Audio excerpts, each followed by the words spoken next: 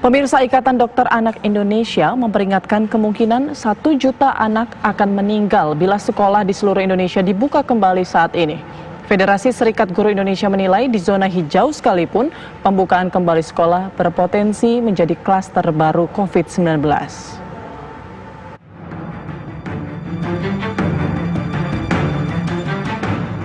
Ikatan Dokter Anak Indonesia menentang keras dibukanya kembali sekolah dalam waktu dekat ini.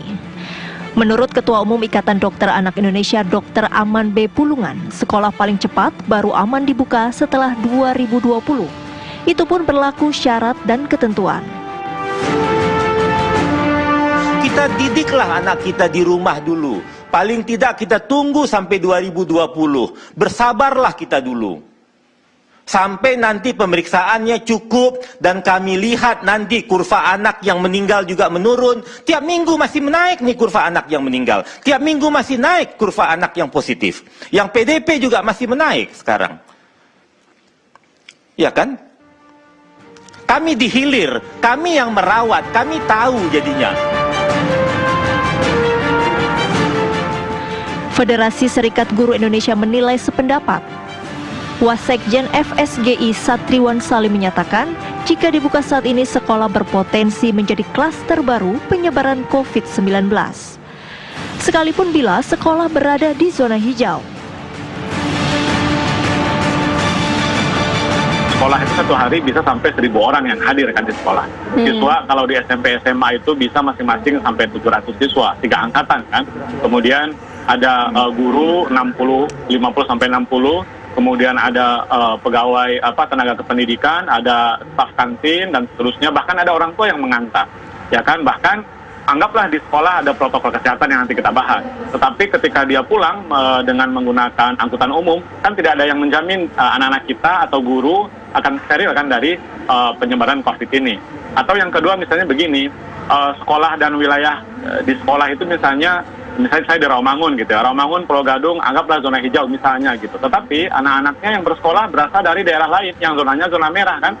Oke, kalau sekolah negeri ada zonasi, kebijakan zonasi, tetapi sekolah swasta kan tidak ada zonasi. Jadi tidak menutup kemungkinan anak dan guru bersekolah di sekolah zona hijau, tetapi rumahnya berasal dari zona merah. Nah ini kan persoalan juga. Jadi memang secara prinsipil kami berharap agar tidak buru-buru untuk membuka sekolah walaupun itu di zona hijau sekalipun. Itu dulu yang pertama, Mas Andro.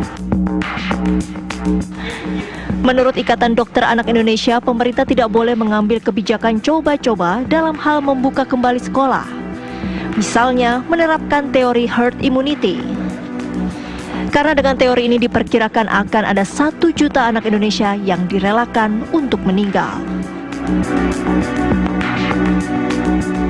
Saya melihat kalau 60 juta anak ini masuk sekolah pada saat ini, kalau katanya lah belakangan ini tren teori herd immunity.